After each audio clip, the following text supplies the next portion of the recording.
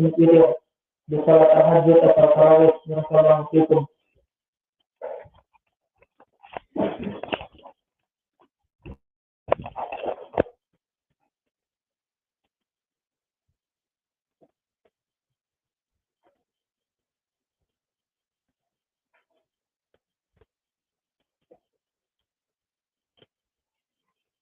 Bismillah. Pertanyaan dari saudara kita, bagian pengajaran anak-anak, yang mana di pertanyaan-pertanyaan terdahulu telah kita berikan jawabnya tentang salat, zikir-zikir sujud, ruku, tasyahud, zikir di saat salam, dan setelah selesai dari salam, ataupun setelah selesai dari salat. Dan juga yang terakhir dipertanyakan tentang keluar masuk dari toilet, maka yang sahih adalah di saat masuk, Allahumma inni a'udzubika minal khubuthi wal khaba'ith, dan yang di saat sedang keluar, ghufranaka, hadisnya dhaif. Man fi sanadih? Siapa di sanadnya?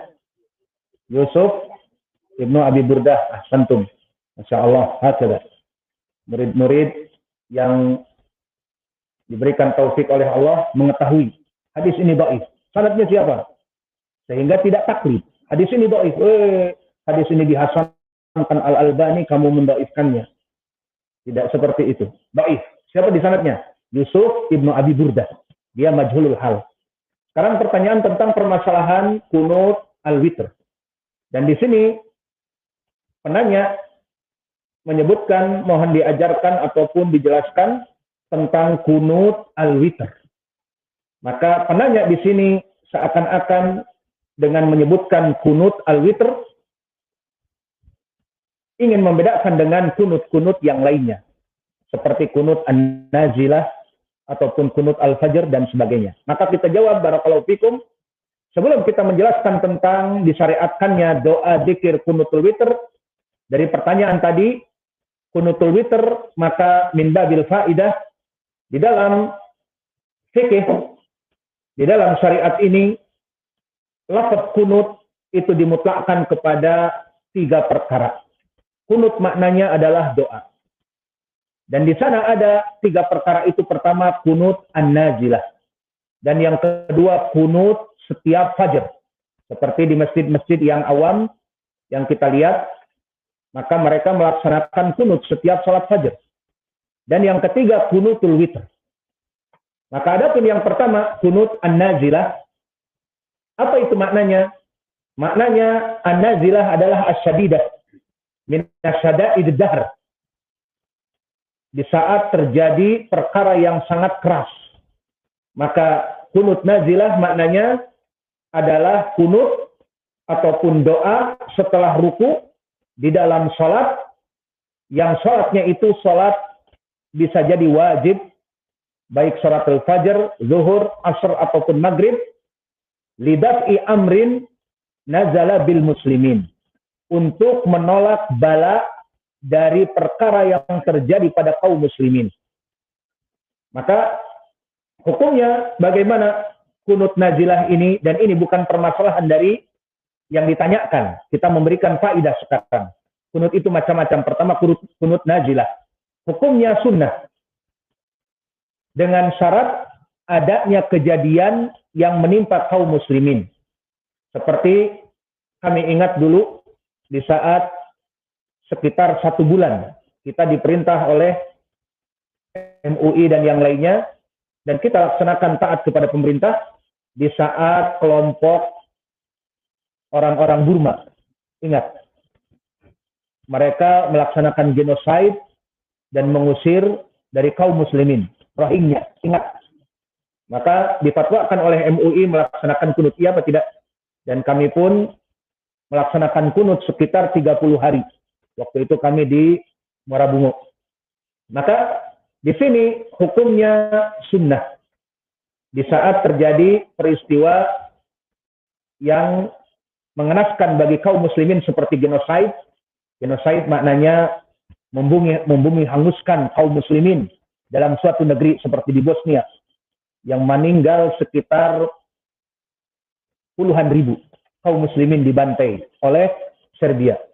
Dan begitupun di mana-mana di Afrika Tengah, dan begitupun di Burma, mereka diusir dan dibunuh. Maka ini dinamakan dengan peristiwa yang nazilah. Maka kunut nazilah hukumnya adalah sunnah. Mana pendalilannya? Hadis yang banyak. Kita singkat, hadis yang muttafaqun alaih dari Anas ibnu Malik, disebutkan bahwa Qabilah Ri'lin dan Dakwan dan Usayyah dan Lahyan ataupun Qabail al-Arab, maka mereka berkhianat kepada Nabi Muhammad sallallahu alaihi wasallam, yang mana mereka meminta qurra, orang-orang yang hafal Quran, untuk mengajari mereka. Di saat sampai kepada mereka, maka mereka semuanya dibunuh. Maka pengkhianatan ini membuat sakit Nabi, yang mana pada saat itu kaum muslimin mengeluarkan putra-putra mereka yang hafal-hafal Quran, dikumpulkan oleh Nabi, diberikan kepada Bani Ri'lin, Zakwan, Usayyah, dan Lahyan, yang tujuannya untuk mengajari mereka. Namun mereka disembelih di Bi'ri Ma'unah, di dekat sumur Ma'unah.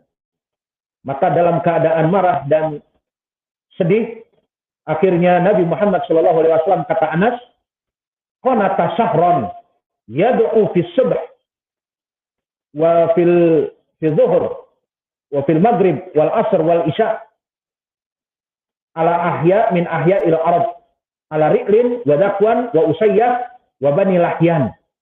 Maka kata Anas, Nabi mendoakan keburukan kepada mereka. Maka di sini lafadznya bagaimana? Lafadz keburukan. Allahumma damirhum, Allahumma mazikhum, kullu mumazzaq. Wahai Allah, hancurkan mereka. Wahai Allah, musnahkanlah mereka. Seperti itu. Dan ini adalah sunnah. Dan itu dilakukan oleh Nabi di saat setelah ruku, sami Allahu liman hamidah, maka Nabi membaca kunut ini. Dan di sini lafadznya berbeda-beda. Dan di sini dinamakan kunut nazilah dikarenakan ada sebab. Sebabnya apa? Kaum muslimin ditimpa bencana, maka disunahkan 30 hari, ini di hadis Anas, dan di riwayat yang lain bisa sampai 40 hari, tidak lebih dari itu. Ini hukumnya sunnah. Sekarang kita beralih dengan kunut yang kedua. Kunut yang bukan dimaksud soal apa? Kunutil fajr. Yang biasa di masjid-masjid yang tidak nyunat, setelah sami Allah liman hamidah di rakaat yang kedua, maka mereka mengangkat kedua tangan, Allahumma hdina fiman hadait dan sebagainya. Maka ini dinamakan kunutul fajr. Dan di kunutul fajr di sini alamatnya terus menerus, tidak seperti kunut najilah. Kunut an-najilah ada waktunya, kapan? 30 hari ataupun 40 hari. Apa sebabnya?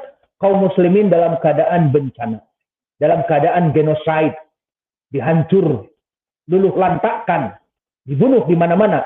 Anak kecil, perempuan diperkosa, ketua kepala orang-orang yang sudah tua dan jompo dibunuh, dan laki-laki pun dibunuh oleh mereka yang dewasa, semuanya genosid. Maka di sini disyariatkan dengan kunut nazilah. Adapun kunut fajr, orang muslim dalam keadaan menderita, orang muslim dalam keadaan tentram, aman, jaya raya, dikhususkan fajr harus Allahumma dina fiman hadait dan sebagainya. Maka kunut ini dinamakan kunut al-fajr. Dan hukumnya bagaimana?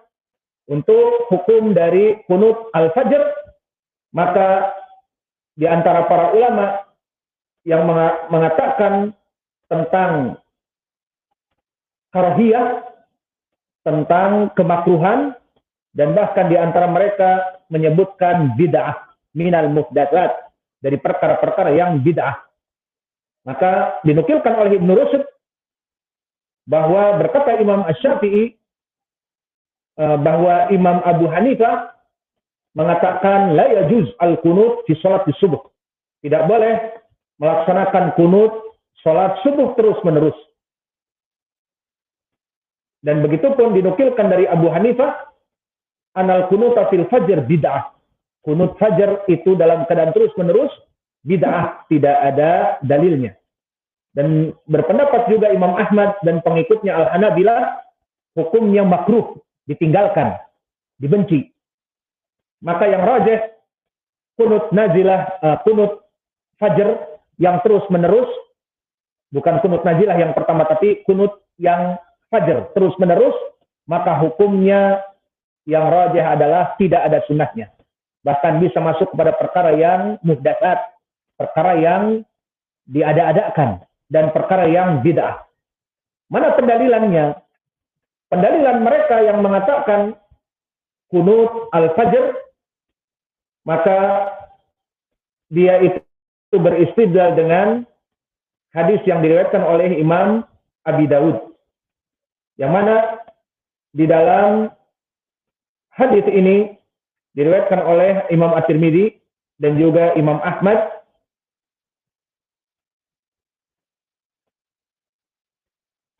yang mana lafadznya qanata Rasulullah sallallahu alaihi wa ala alihi wasallam fil fajr hatta qubida.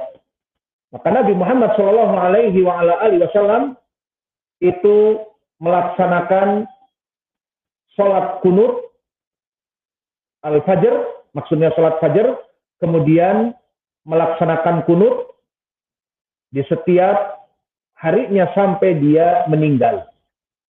Maka hadis ini hadis yang dhaif. Di sanadnya ada rawi yang mana dia itu Abu Ja'far Ar-Razi. Maka Abu Ja'far Ar-Razi rawi yang dhaif.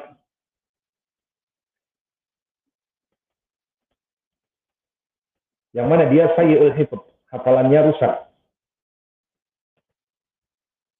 Kemudian setelah kita mengetahui hadis ini dhaif, bahwa Nabi melaksanakan kunut fajar terus menerus sampai dia itu qubida, sampai dia itu diambil oleh Allah, dimatikan, maka Nabi melaksanakan terus menerus kunutul fajar. Hadisnya dhaif dikarenakan ada Abu Ja'far Ar-Razi. Lalu setelah dhaif juga datang nas dari salaf, diriwayatkan oleh Imam Ahmad dan Imam At-Tirmidzi dari jalan Yazid bin Harun, amba'ana Abu Malik, qultu li abi, ya abati, innaka qad shalaita khalfa Rasulillah sallallahu alaihi wasallam wa Abi Bakar wa Umar wa Utsman wa Ali hahuna bil Kufah qariban min 5 sinin. Akanu yaqnutun al-fajr qala ayyubunai muhdas. Ayyubunai muhdas. Maka di dalam hadis yang diriwayatkan oleh Imam At-Tirmidzi, dan Imam At-Tirmidzi pun mengatakan hada haditsun hasanun sahih. Hadis ini hadis yang hasan sahih karena rawi-rawinya imam, Yazid bin Harun imam. Dan Abu Malik di sini adalah Abu Malik Al-Asja'i, yang namanya adalah Sa'ad ibnu Tariq ibnu Asim, seorang anak dari sahabi, dan dia thiqah, meriwayatkan dari bapaknya Tariq ibnu Asim. Apa yang dia katakan? Dia menanyakan bapaknya seorang sahabi. Abu Malik Al-Asja'i tabi'i menanyakan kepada sahabat bapaknya yang bernama Tariq ibnu Asim, ya abati, wahai bapakku, innaka qad shalaita khalfa Rasulillah wa Abi Bakar wa Umar wa Utsman wa Ali hahuna bil Kufah 50 sana. Maknanya, lihat bagaimana salaf mengikuti kedua. Tidak sembarangan ibadah. Ibadah itu perkara yang kita harus diam. Tidak melaksanakan kecuali jika ada dalil. Itu hakikat dari ibadah. Tidak boleh ditambah, tidak boleh dikurang ibadah itu. Diam sesuai dengan tuntunan Nabi. Maka Abu Malik Al-Asja'i seorang tabi'i menanyakan kepada bapaknya Tariq ibnu Asim, bapaknya, wahai ayahku, kamu hidup bersama Nabi, salat di belakang Nabi. Naam. Salat dengan Umar, Abu Bakar, tentu. Dengan Umar, naam. Dengan Utsman, naam. Dan sekarang kamu salat dengan khalifah yang keempat, karena dia ikut dengan radhiyallahu anhu Ali ke Kufah dan duduk di Kufah 5 tahun. Dan sekarang kamu salat bersama Ali radhiyallahu anhu. Oke. Terus apa di sini disebutkan? Akanu yaqnutun fil fajr. Apakah mereka melaksanakan kunut fajar terus menerus?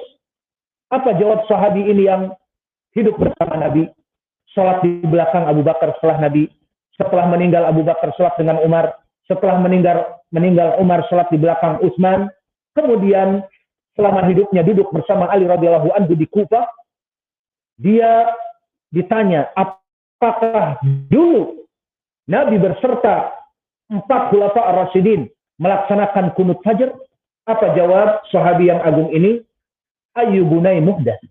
Itu perkara yang muhdas. Mana muhdas? Bid'ah, diada-adakan. Itu perkara yang diada-adakan. Aku dulu sholat bersama Nabi dan 4 khulafa ar-rasyidin tidak melaksanakan kunut fajar terus-menerus.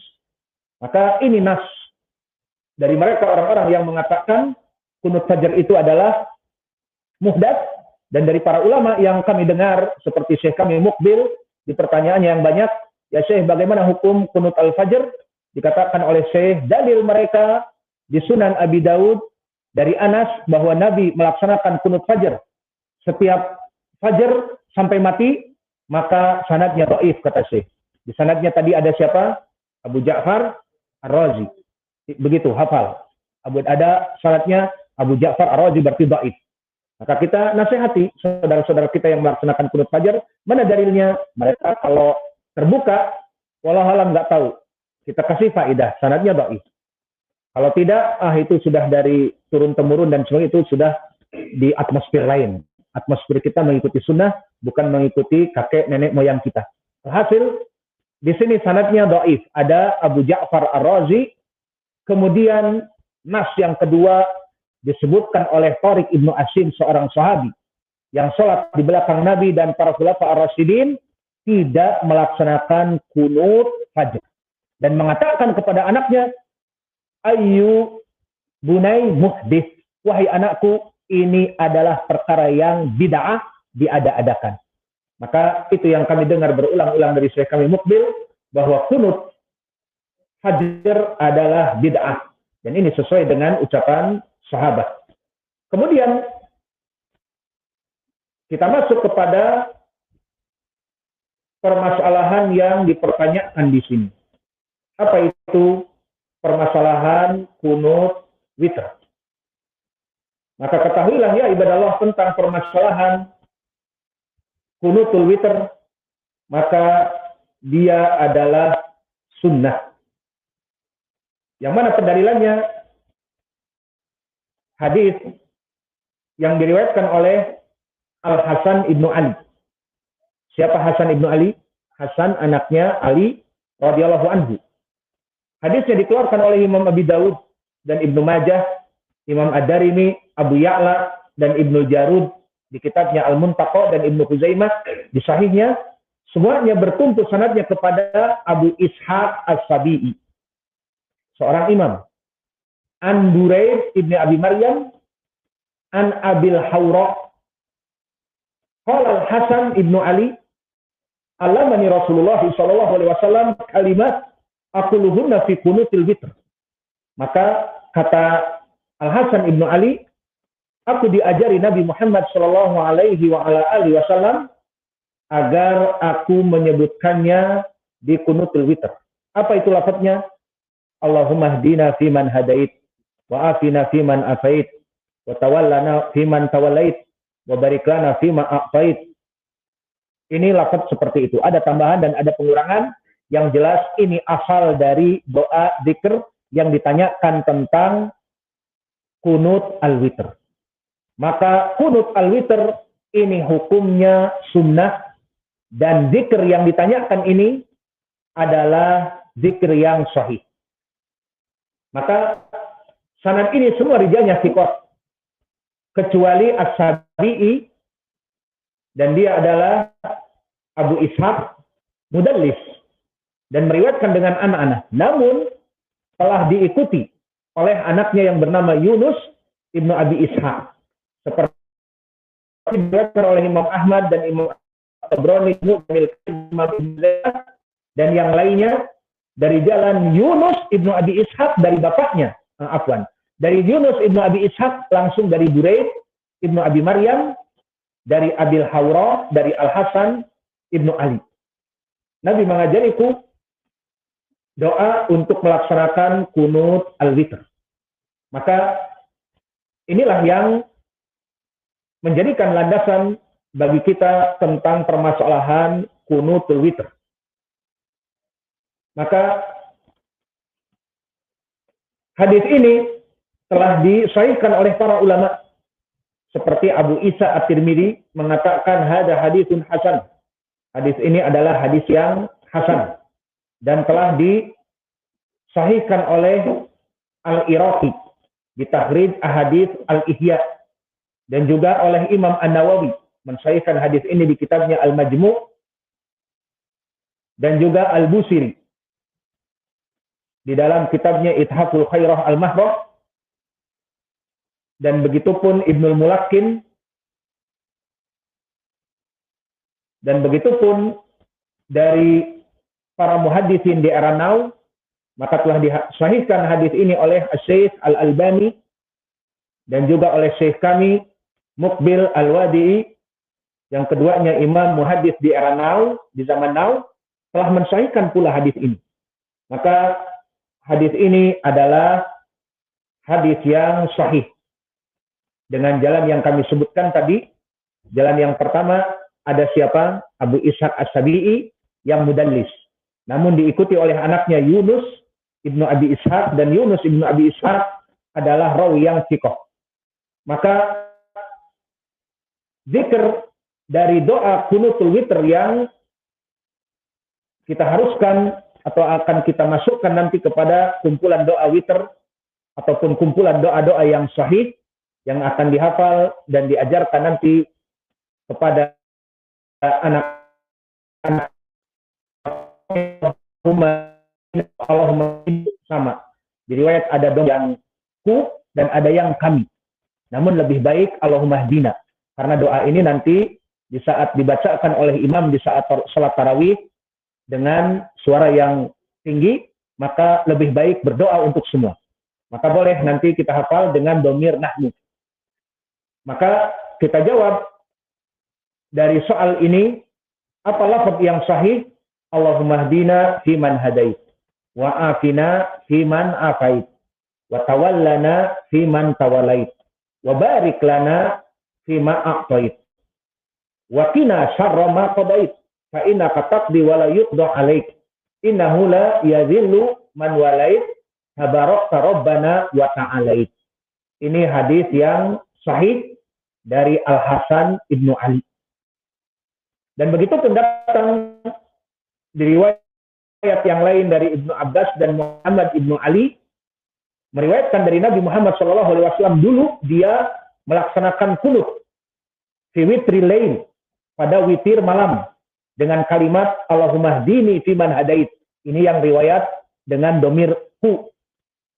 Allahumma hdini fiman hadait, wa afini fiman afait, wa tawallani fiman tawalait, wa barik li fima afait, wa qina syarra ma qadait, wa qini syarra ma qadait, innaka taqdi wa la yuqda 'alaik, innahu la yadhillu man walait, tabarakta rabbana wa ta'alait. Maka datang juga dari Ibnu Abbas dan Muhammad Ibnu Ali yang sanadnya juga Hasan li ghairi, dhaif, namun terangkat dengan hadis hasan menjadi Hasan li ghairi.